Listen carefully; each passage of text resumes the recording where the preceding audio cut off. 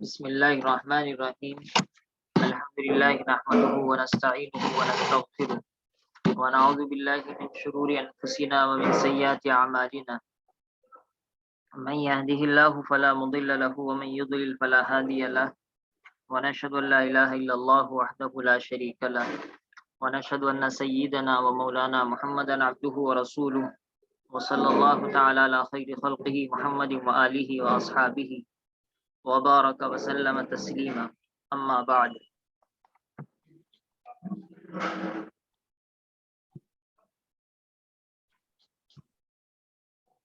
فقال المصنف حفظه الله تعالى: اقسام خبر الواحد من حيث القبول والرد. خبر واحد کی اقسام قبول اور رد کے اعتبار سے. قبول اور رد کے اعتبار سے یہ محدثانہ اصطلاح ہے. یہ دراصل حافظ ابن حجر علیہ الرحمہ کی اصطلاح ہے کہ حافظ ابن حجر علیہ الرحمہ نے شرح نخبہ میں یہ فرمایا کہ حدیث کی دو قسمیں ہیں، مقبول اور مردود، اور اس کے بعد مقبول کی دو قسمیں بیان کی، صحیح اور حسن، اور مردود کی دو قسمیں بیان کی، بلکہ ایک ہی قسم ہے مردود میں تو اصل ضعیف. لیکن اس پر میں پہلے یہ بات عرض کر چکا ہوں کہ یہ سند کے اعتبار سے مقبول و مردود کی بحث ہے کہ سند کے اعتبار سے ہم کس حدیث کو قبول کریں اور کس حدیث پر اعتماد نہ کریں. اور یہ محدثانہ اصطلاح ہے، اور یہ اصطلاح بہت سی مرتبہ حنفی اور فقہی اصطلاح سے متعارض بھی ہوتی ہے، کیونکہ بعض مرتبہ ایسا ہوگا کہ حدیث ضعیف ہوگی جو محدثین کے نزدیک مردود کی اقسام میں شمار ہوگی، لیکن حنفیہ اس کو قبول کریں گے کیونکہ وہ آثار صحابہ یا تعامل صحابہ کے ذریعے سے مؤید ہوگی. اور اسی طریقے سے اس کا برعکس بھی ہوگا، جیسے مشہور حدیث ہے لا مہرہ اقل من عشرتی دراہم. یہ حدیث ضعیف ہے لیکن حنفیہ نے اس کو قبول کیا ہے کیونکہ یہ اصول شرع کے موافق ہے اور دوسرے آثار سے بھی یہ مؤید ہے. اسی طریقے سے اس کا برعکس ہو، جیسے حدیث صحیح ہوگی بلکہ متفق علیہ حدیث ہوگی، بخاری اور مسلم کی اعلیٰ درجے کی شرط پر ہوگی، لیکن حدیث حنفیہ کے نزدیک اور فقہا کے نزدیک قابل عمل نہیں ہوگی. یہ کہہ لیجئے مردود ہو جائے گی، یعنی قابل عمل نہیں ہوگی. مردود کا لفظ تو نعوذ باللہ حدیث شریف کے لیے مناسب نہیں ہے، خاص طور پر اردو میں. تو اس کی مثال مشہور ہے کہ حدیث المسرات، کہ اگر کوئی آدمی ایک بکری بیچے اور اس کے اندر دودھ ہے، اور جس وقت وہ بکری بیچ رہا تھا تو اس کو محسوس ہو رہا تھا کہ یہ 3-4 کلو دودھ دیا کرے گی، لیکن بعد میں اس نے کم دودھ دینا شروع کر دیا، تو اب وہ اس کو واپس کر سکتا ہے، اور واپسی کرنے میں 1 سا گیہوں بھی واپس کرے جو اس نے دودھ 1 دن کا بکری کا نکالا ہے. تو یہ حنفیہ نے اس کو قبول نہیں کیا، بلکہ حنفیہ نے کہا کہ جتنا دودھ اس نے پیا ہے اس کے حساب سے اس کا زمان دے گا. اگر 1 سا کے برابر ہو تو 1 سا، اگر نصف سا کے برابر ہو تو نصف سا، اور اگر ساعن کے برابر ہو تو ساعن. تو یہ حدیث متفق علیہ بخاری اور مسلم کے، لیکن حنفیہ نے اس کو پھر بھی قبول نہیں کیا. تو یہ محدثانہ نقطہ نظر سے یہ تقسیم بیان کی جا رہی ہے. حنفی نقطہ نظر سے ضروری نہیں ہے کہ ہم اس کی 100% اتباع کریں. اور پہلے بھی عرض کیا تھا کہ اصل تو تسلی ہے کہ آپ صلی اللہ تعالی علیہ وسلم نے یہ بات ارشاد فرمائی یا نہیں فرمائی. سند کے ذریعے سے بھی تسلی ہوتی ہے، اور آثار صحابہ اور تعامل صحابہ اور اصول شرع سے موازنہ کرنے کے ذریعے سے بھی تسلی ہوتی ہے. اور دوسری بات یہ آپ صلی اللہ تعالی علیہ وسلم نے اگر یہ بات فرمائی بطور قاعدہ کلیہ کے فرمائی یا خاص واقع جزیہ میں فرمائی، یہ بھی احتمالات باقی رہتے ہیں. تو ٹھیک ہے، ایسا ہوگا کہ یقیناً آپ صلی اللہ تعالی علیہ وسلم نے یہ بات فرمائی ہے 100%، لیکن مصلحتاً فرمائی یا شرعاً فرمائی قاعدہ کلیہ کے طور پر فرمائی یا قاعدہ جزیہ کے طور پر فرمائی، مخصوص بعہد القوم تو نہیں تھی. اس طریقے کے احتمالات ہوتے ہیں، جو ان احتمالات کو اگر ہم اچھی طریقے سے سمجھ لیں تو پھر انشاءاللہ غیر مقلدین کے اعتراضات آرام سے دے سکتے ہیں. تو یہ صحیح لذاتی ہی 4 قسمیں ہیں، صحیح لذاتی بلکہ 5 ہو گئی. صحیح لذاتی، حسن لذاتی ہی، حدیث صحیح لغیری ہی، حسن لغیری ہی اور ضعیف.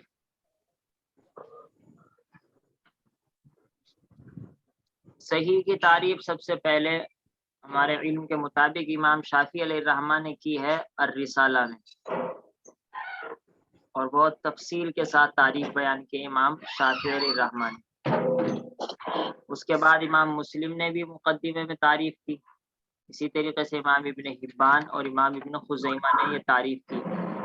لیکن ان سب کی تعریف کوئی مرتب اور باقاعدہ اس طریقے سے اب ہمارے سامنے ہے 5 شرطوں کے ساتھ اور 5 قیدوں کے ساتھ اس طریقے سے موجود نہیں تھی. اسی وجہ سے امام خطابی نے جب صحیح کی تعریف کی تو صرف 3 شرطیں بیان کی،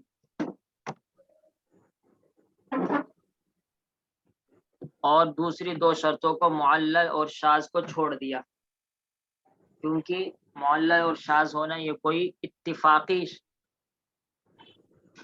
تعریف کا جز نہیں ہے، بلکہ یہ تو بعض حضرات بعد میں محدثین نے اضافہ کیا ہے. اور معلل اور شاذ کے اندر تفصیل تو اسی کتاب میں آئندہ آنے والی ہے کہ معلل کی کیا تعریف ہے، شاذ کی کیا تعریف ہے.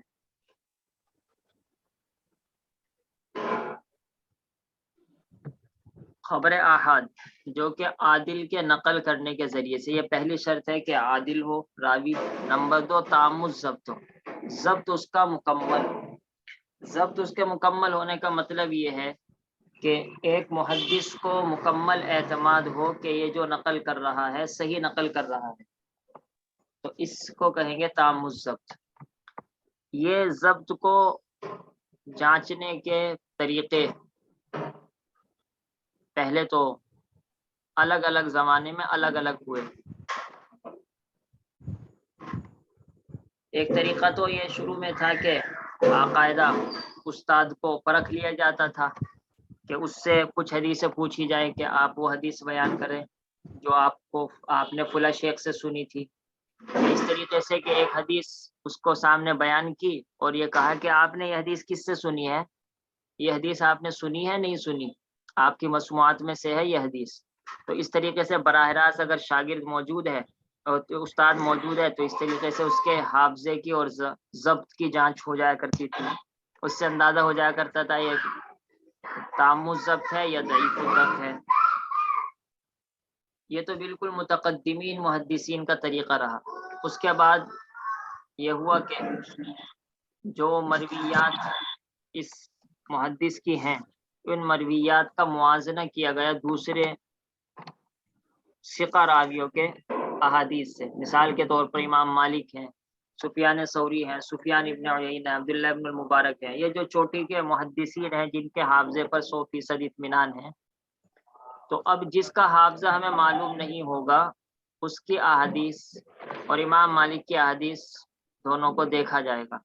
یعنی وہی حدیث امام مالک بھی نقل کر رہے، وہی حدیث مثال کے طور پر عبداللہ ابن لہیہ بھی نقل کر رہے. عبداللہ ابن لہیہ کا حافظہ ہمیں جانچنا ہے تو اب ان مرویات کو دیکھیں گے. اگر اکثر میں موافقت کرتے ہیں عبداللہ ابن لہیہ تو یہ بھی صحیح کے راوی بن جائیں گے، اور اگر مخالفت کرتے ہیں تو اسی اعتبار سے کمزور درجے کے راوی بن جائیں گے. یہ بھی تقریباً 3 اور 4 صدی تک یہ رہا. خاص طور پر امام ابن حبان اور امام ابن عدی اسی طریقے سے روات کو جانچتے ہیں. اس کے بعد 5ویں صدی میں خاص طور پر یہ طریقہ چلا کہ دوسرے علماء نے کیا کہا ہے، کسی نے ثقہ کہا، کسی نے صدوقن کہا، کسی نے ضعیفن کہا. تو ان اقوال کو پہچاننا اور ان اقوال کے اندر جمع کرنا اور ان اقوال کے اندر تطبیق دینا اور ان اقوال ہی میں سے کسی قول کو پسند کر لینا اور پھر اس سے کے ذریعے سے راوی کا ضابطہ اور راوی کا حافظہ معلوم کرنا، یہ تقریباً 5ویں 6ٹھی 7ویں 8ویں اب تک یہ طریقہ چل رہا ہے کہ یہ تیسرا طریقہ آج کے دور میں چل رہا ہے. یعنی جو اچھے محقق اور محدث حضرات ہیں وہ یہ طریقہ اختیار کرتے ہیں، کیونکہ پہلا دوسرا طریقہ تو آج کے علماء کے لیے تقریباً ناممکن ہے کہ اس کی تمام مرویات کو جمع کیا جائے پھر دوسری مرویات سے موازنہ کیا جائے. اس کے لیے تہذیب الکمال امام مزی کی سب سے عمدہ اور آسان کتاب ہے. اس میں ہر راوی کے بارے میں نقل کر دیا جاتا ہے کہ کس امام نے اس کے بارے میں کیا لفظ استعمال کیا، کیا لفظ استعمال کیا، اور پھر اس میں آپ جمع کر کے اس کا خلاصہ نقل کر سکتے ہیں. اسی سے آپ کو معلوم ہو جائے گا تام الضبط اور خفیف الضبط. تو تام الضبط اور خفیف الضبط آج کے دور میں ہم اس طریقے سے معلوم کریں گے. ہمارے سامنے ظاہر سی بات ہے محدثین موجود نہیں ہیں، روات موجود نہیں ہے، بلکہ کتابوں میں جو اقوال ان کے متعلق مذکور ہے ان کا دراسہ کرنے کے ذریعے ہم تام الضبط اور خفیف الضبط معلوم کریں گے.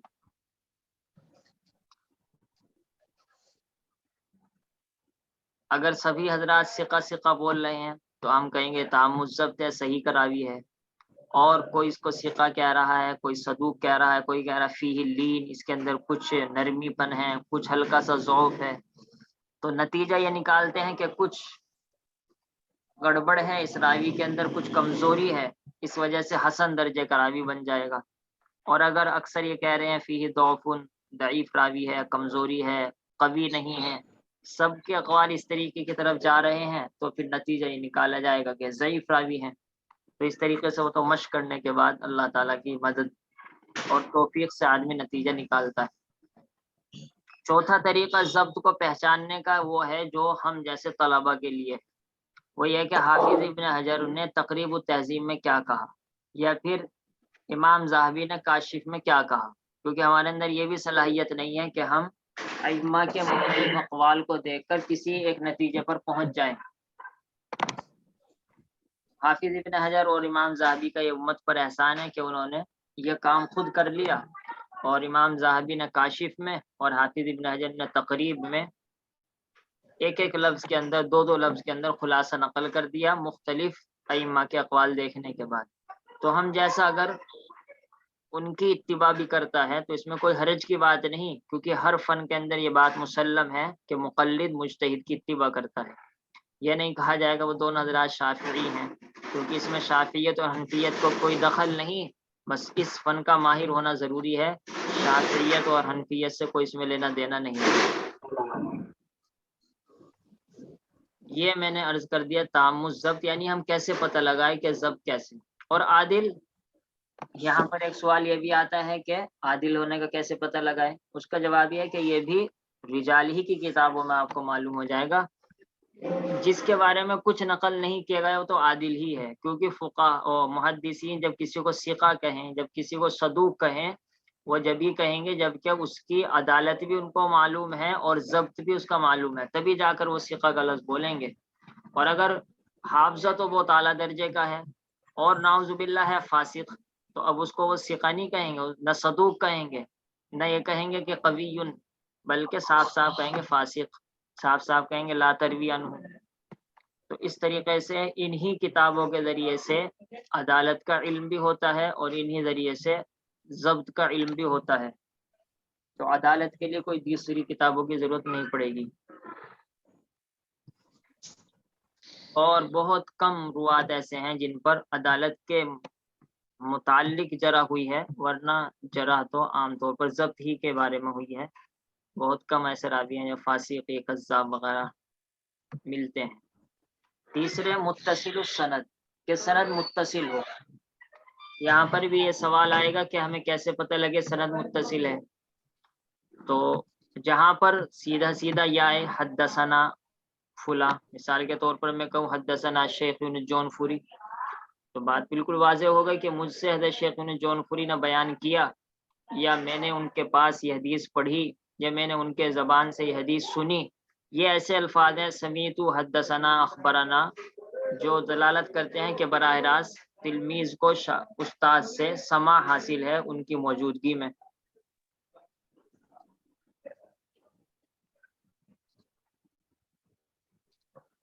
تو اب آپ سمجھ لیں کہ سند متصل ہے اور حدیث صحیح ہو جائے گی، لیکن مسئلہ پھنسے گا اس وقت جب کہ لفظ ان استعمال آئے گا، یا قالا استعمال ہوگا، یا ذکر استعمال ہوگا۔ ان، قالا، ذکر، روا، یہ تلمیذ اور استاد کے درمیان نہیں بتلاتا کہ تلمیذ نے استاد سے سنا ہے یا درمیان میں ایک اور راوی محذوف ہے اور حقیقتاً حدیث سند منقطع ہے۔ تو اس کا آپ اندازہ لگائیں گے تہذیب الکمال سے۔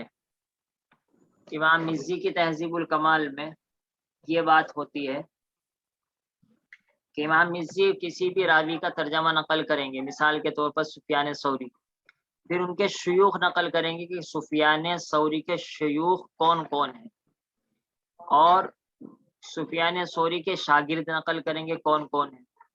تو اگر آپ کو سفیان ثوری کے شاگردوں میں اس راوی کا نام مل جاتا ہے جو آپ کی حدیث میں ہے، تو آپ سمجھ جائیں کہ سفیان ثوری کا اس راوی کا سفیان ثوری سے سماع ہے، کیونکہ امام مزی شاگردوں میں اور استادوں میں انہی کو بیان کریں گے جن سے سماع ہے، جو حقیقتاً شاگرد ہیں، اور جو شاگرد نہیں ہیں ان کو بیان ہی نہیں کریں گے۔ تو اگر آپ کو اساتذہ کی فہرست میں یا تلامذہ کی فہرست میں تہذیب الکمال للمزی میں وہ راوی مل جاتا ہے تو یہ اس بات کی دلیل ہے یہ اس کا شاگرد ہے، اور دونوں کے درمیان حدیث سند متصل مانی جائے گی، اور اس طریقے سے حدیث سند صحیح ہو جائے گی۔ اور اگر راوی نہیں ملتا اور دوسرے ذرائع کے ذریعے سے بھی یہ اس بات کی تائید نہیں ہو رہی ہے کہ سند متصل ہے یا نہیں، تو پھر حدیث سند کو منقطع کہا جائے گا، جس کی وجہ سے حدیث محدثین کے نزدیک ضعیف ہو جائے گی۔ تو یہ طریقہ ہوا سند کے پہچاننے کا کہ سند متصل ہے یا منقطع ہے۔ تیسرے غیر معلل، معلل نہ ہو۔ معلل کی تفسیر کیا ہے وہ تو تفصیل کے ساتھ پوری بحث آئے گی، بہت لمبی تفصیل ہے۔ خلاصہ یہ ہے کہ راوی کو اس میں وہم نہ ہو رہا ہو۔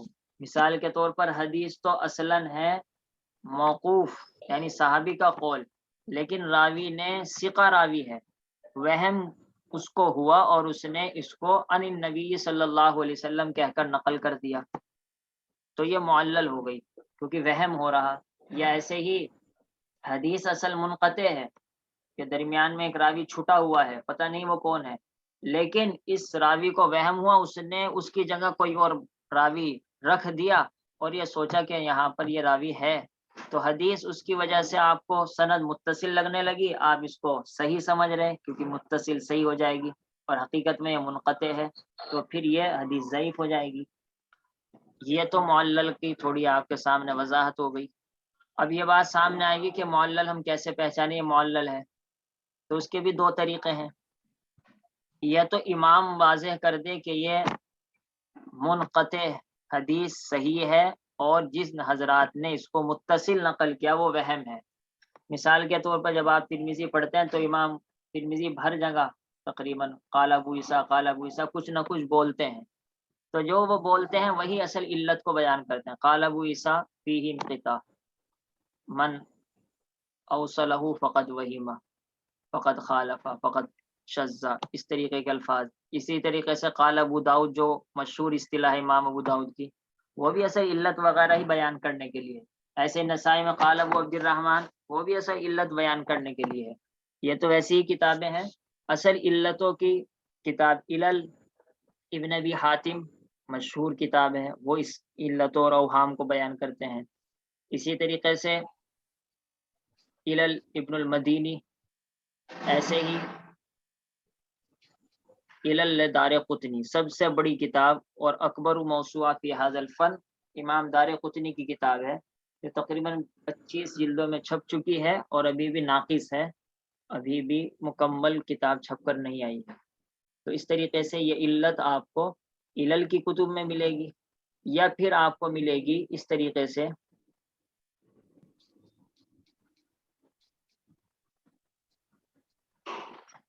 کہ آپ حدیث کے تمام سندوں کو جمع کریں گے۔ مثال کے طور پر آپ حدیث پڑھ رہے ہیں سنن کبریٰ بیہقی میں، بیہقی کی یہ حدیث موقوف ہے، تو یہ حدیث موقوف ہی صحیح ہے یا حدیث مرفوع ہے، اس کا آپ پتہ لگانا چاہتے ہیں کہ کہیں کسی کو وہم تو نہیں ہو رہا ہے یہاں پر۔ تو اس حدیث کی تمام سند آپ جمع کریں، سیاہ ستہ میں کتنی سندیں ہیں، مسند احمد میں کتنی سندیں ہیں، صحیح ابن خزیمہ، صحیح ابن حبان وغیرہ میں کہاں کہاں اس کی سندیں ہیں۔ سندوں کے نقل کرنے کے بعد آپ کے سامنے مثال کے طور پر 20 سندیں اس حدیث کی آئیں، 20 سندوں میں سے آپ نے دیکھا 18 سندوں میں حدیث مرفوع ہے اور صرف 2 سندوں میں حدیث موقوف ہے، تو 18 میں سے اگر مان لیجئے 5 راوی ثقہ راوی اس حدیث کو مرفوع نقل کر رہے ہیں اور ایک راوی ثقہ ہے یا ضعیف ہے اس کو موقوف نقل کر رہا ہے، تو اندازہ اور غالب گمان اب یہی بنتا ہے ایک محدث کا کہ یہ حدیث مرفوع اصل ہے، اور جس نے موقوف نقل کیا یا تو اس سے وہم ہوا ہے یا اس نے اختصار کے طور پر موقوف نقل کر دی۔ خلاصہ یہی نکلے گا یہ حدیث موقوف صحیح نہیں بلکہ حدیث مرفوع صحیح ہے۔ تو اس طریقے سے بھی آپ معلل کی اور علت کی پہچان کر سکتے ہیں۔ یہ طریقہ بھی آسان ہے، کوئی زیادہ مشکل طریقہ نہیں ہے، اور باقاعدہ ہمیں اس طریقے کی مشق بھی کرائی جاتی ہے۔ مظاہر علوم میں تخصص فی الحدیث میں دوسرے سال حدیث کی جو تخریج کرائی جاتی ہے وہ اسی طریقے سے تخریج کرائی جاتی ہے۔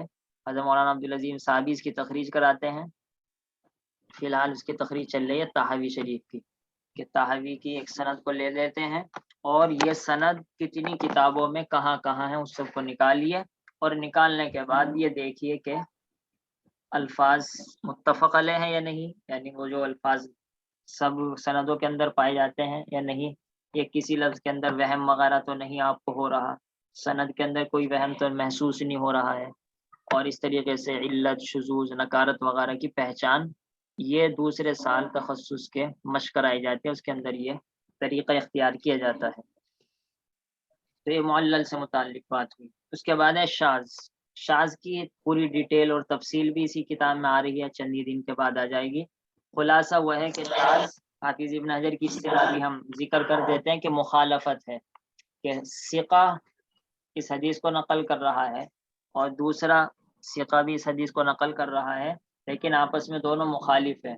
ایک نے اس حدیث کو مثال کے طور پر سفیان ثوری سے نقل کیا، ایک نے اس حدیث کو عبداللہ بن المبارک سے نقل کیا، تو یہ کون سا طریق صحیح ہے کون سا نہیں، دونوں صحیح ہے یا نہیں؟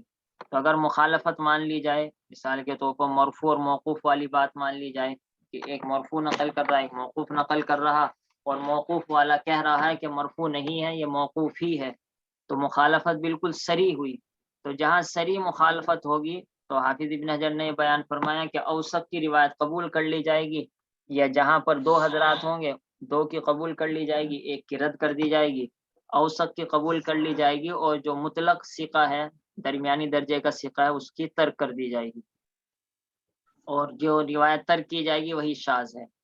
شاذ کو کیسے پتہ لگائیں گے؟ شاذ کے پتہ لگانے کے بھی وہی 2 طریقے جو میں نے معلل میں بیان کیا، کہ جو حضرات کتب علل میں علتیں بیان کرتے ہیں وہاں شذوذ بھی بیان کرتے ہیں، اور دراصل آپ جان لیں گے علت اور شذوذ کو اتنی زیادہ الگ الگ چیز نہیں ہے جس کی وجہ سے آپ یہ سمجھے کہ دونوں الگ الگ چیزیں ہیں، دونوں مکس ہو جاتی ہیں، انشاءاللہ تفصیل آ جائے گی، ابھی تو یہ ضمناً سب بات ہو رہی ہے شاذ اور معلل پر۔ تو پہلا طریقہ تو وہی ہے، آپ کتب علل کا مطالعہ کیجئے۔ اسی طریقے سے بہت اہم کتاب اس کی بیہقی کی ہے سنن کبریٰ۔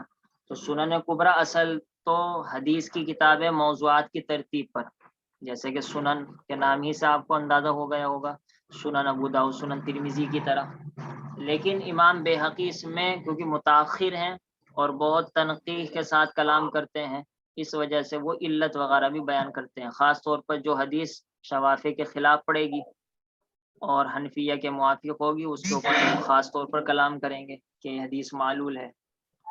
تو محدثانہ کلام بہت زیادہ کرتے ہیں، علت، شذوذ، نکارت، وہم وغیرہ بہت بیان کرتے ہیں امام بیہقی سنن کبریٰ میں۔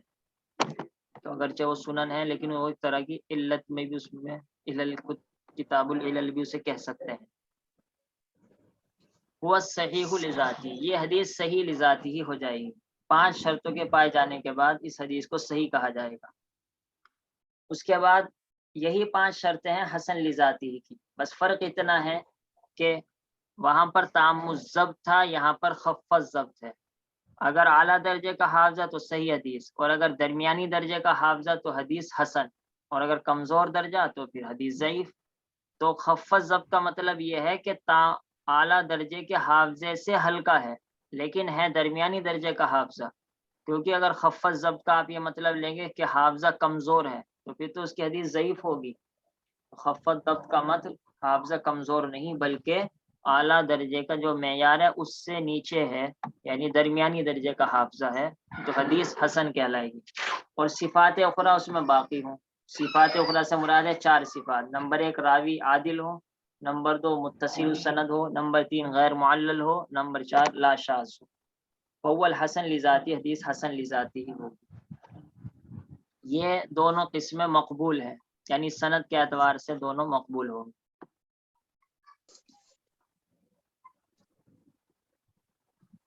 اچھا، یہاں پر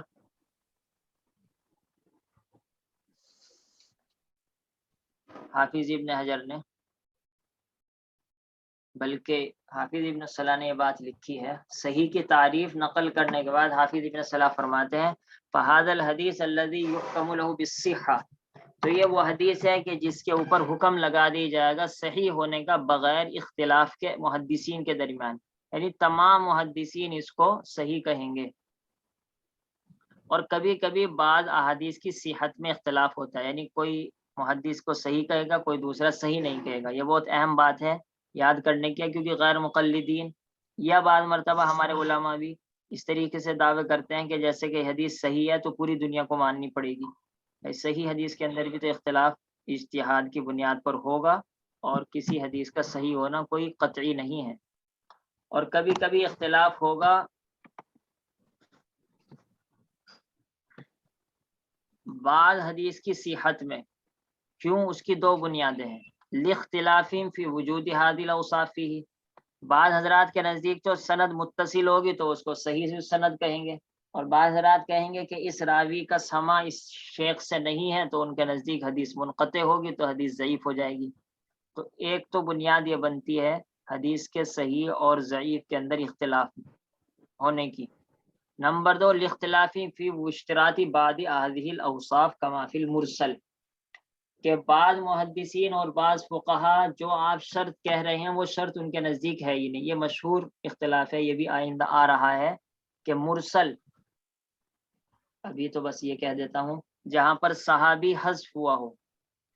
تو امام شافعی امام احمد کا ایک قول یہ ہے کہ مرسل ضعیف ہے، یعنی جب صحابی حذف ہو گیا تو حدیث منقطع ہو گئی ایک طرح سے، یعنی راوی گر گیا اور حدیث ضعیف ہو جائے گی. تو صحیح کے لیے ان کے نزدیک شرط ہے کہ صحابی بھی موجود ہو، لیکن یہ شرط حنفیہ کے نزدیک بھی نہیں ہے، مالکیہ کے نزدیک بھی نہیں ہے، اور امام احمد کے قول راجح قول کے مطابق بھی نہیں ہے. تو اگر صحابی موجود نہ ہو تب بھی حدیث صحیح ہو جائے گی، اور صحابی اگر موجود نہ ہو تو وہ مرسل بنے گی. تو مرسل صحیح بھی ہے اور صحیح بھی نہیں. عام محدثین تو یہی کہتے ہیں کہ مرسل ضعیف ہے، لیکن فقہا حنفیہ مالکیہ اور حنابلہ کا یہ قول یہ ہے کہ مرسل صحیح حدیث ہے. کیوں؟ اس لیے کہ اتصال السند محدثین کے نزدیک تو شرط ہے صحیح حدیث کے لیے، لیکن اتصال السند تمام فقہا کے نزدیک شرط نہیں ہے، بلکہ 100% محدثین کے نزدیک بھی شرط نہیں ہے. تو یہ بات اہم ہے کہ ہم کسی کے صحیح کہنے سے یہ نہ سوچے کہ حقیقتاً یہ پوری دنیا کے نزدیک صحیح ہے، اور یہ سوچے کہ امام ابو حنیفہ یا امام مالک صحیح حدیث کی مخالفت کر رہے ہیں. بھائی وہ حدیث صحیح ہے ہی نہیں امام مالک اور امام ابو حنیفہ کے نزدیک، تبھی تو انہوں نے اس پر عمل نہیں کیا.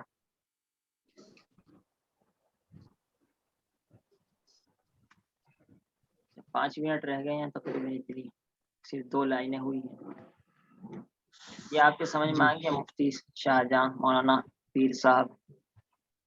ہاں جی، یہ اس کے لیے جو تام و ضبط جو بتائے معیب صاحب، اگر بعض محدثین اگر کسی راوی کو ضعیف اور تام و ضبط نہ کہے اور بعض کہے تو اس وقت راوی کو کیا کہیں گے محدثین کی اصطلاح؟ اس وقت تو ہم ان کو حافظ ذہبی اور حافظ ابن حجر نے کیا کہا ہے، متاخرین کے رائے کو اختیار کیا جاتا ہے کہ انہوں نے کس طریقے سے جمع کیا ہے یا ترجیح دی ہے، اسی کی اتباع ہم کریں گے. اگر انہوں نے صحیح کہا متاخرین نے کہ بھئی یہ راوی صحیح ہے تو صحیح مان لیں گے. صحیح مان لیں گے، جی مان لیں گے. ٹھیک، جزاک اللہ. یعنی اس میں بھی تقلید کے سوا کوئی چارہ نہیں ہے. ہاں، تقلید کے بغیر چارہ نہیں ہے. جی جی جی، تقلید تو کرنی ہی پڑتی ہے، یہ آدمی پھر اس درجے پر پہنچ جائے. یہ ہے کہ محدث اصول حدیث میں تھوڑا محدث مجتہد بننا تھوڑا آسان ہے، کیونکہ یہاں دوسرے ٹانگ کھینچنے والے نہیں ہوتے، اور فقہ کے اندر مجتہد تو بننا تقریباً ناممکن سا ہے اس دور میں. جی، لیکن اس میں ہم اصول حدیث میں تخریج اصول حدیث میں کیسے مجتہد بن سکتے ہیں حضرت؟ کیونکہ حالات وغیرہ، راوی کے حالات وغیرہ جن لوگوں نے جیسا لکھا ہے اس کو آنکھ بند کر کے ماننا ہی پڑے گا، اس کے سوا ہمارے پاس کیا راستہ ہے؟ جی جی، مجتہد کا مطلب میں وہی ہے، یعنی جیسے حافظ ابن حجر اور امام حافظ ذہبی نے جو خلاصہ لکھا ہے وہ خلاصہ ہم تسلیم نہ کریں، بلکہ براہ راست متقدمین نے جو کہا ہے اس میں خود ترجیح یا خود جمع کریں. یہ مقصد ہے میرا کہنے کا. جی جی جی، من وجہ مجتہد. جی، من وجہ مجتہد. جی، جیسے 7 طبقے ہیں اس میں مجتہدین کے فقہ میں، جی جی جی، اس طرح اس پہ بھی دوسرے یا تیسرے نمبر کے اصحاب الترجیح میں آ جائیں گے. جی جی جی، ویسے 2 لائن ہوئے ہیں لیکن ماشاءاللہ بہت عمدہ رہا حضرت سبق. جی، اس کو تو باضابطہ لکھنا پڑتا ہے، جی جی، تبھی جا کے بات یاد رہے. اسی وجہ سے متن اختیار کیا گیا ہے تاکہ مختصر بھی ہو اور لیکن جامع بھی ہو. جی جی بالکل. اچھا، یہ اچھا بات حضرت ایک سوال. جی جی بتائیے. پوچھیے. ہمیں کون کون سی کتابیں پڑھائی جائیں گی؟ اصول میں تو پہلے یہ کتاب پڑھائی جائے گی، اس کے بعد تدریب الراوی پڑھائی جائے گی پہلے سال. جی، بس 2 ہی کتاب. جی، مولانا معاویہ صاحب تخریج الحدیث پڑھا رہے ہیں، اس کے بعد وہ جرح و تعدیل سے متعلق الرفع والتکمیل وغیرہ پڑھائیں گے. یعنی تخریج کا فن بھی مکمل ہو جائے گا انشاءاللہ، اور جرح و تعدیل کا فن بھی آ جائے گا، ادھر اصول حدیث کا فن آ جائے گا. اور یہ تو صرف 1 سال کی ترتیب ہے، باقی دوسرے سال کی بھی ترتیب کوئی مرتب نہیں ہے. جی جی انشاءاللہ ہو جائے گی. 1 سال میں ہو جائے گا انشاءاللہ، اگر پابندی بھی رہی تو، اور آپ حضرات کی محنت اور دعا رہی تو حضرت. جی جی انشاءاللہ 1 سال میں بہت کچھ آ جاتا ہے، بس دوسرے سال تو اصل تھوڑی تمرین اور مشق وغیرہ پر توجہ زیادہ رہتی ہے تاکہ عملی طور پر ہم کچھ کر سکیں، حدیث وغیرہ کی تخریج صحیح معنی میں کر سکیں. تخریج وغیرہ وہی روات پر جرح و تعدیل. پھر وہ کاپی پیسٹ والا مسئلہ نہیں رہے گا. جی جی جی صحیح. یعنی یہ جو حدیث تلاش کرتے ہیں گوگل پہ اور وہیں سے نقل کر کے بھیج دیتے ہیں بھائی یہ ضعیف ہے فلاں ہے. ہاں، تو اس میں کچھ تھوڑی بصیرت کے ساتھ آدمی کہہ سکتا ہے کچھ. جی جی بہت اچھا حضرت. ٹھیک ہے، سبحان اللہ. کھانا وغیرہ ہو گیا؟ جی، بھائی مرغوب کی طبیعت کیسی ہے؟ بھائی مرغوب کی طبیعت الحمدللہ خیریت سے ہیں وہ.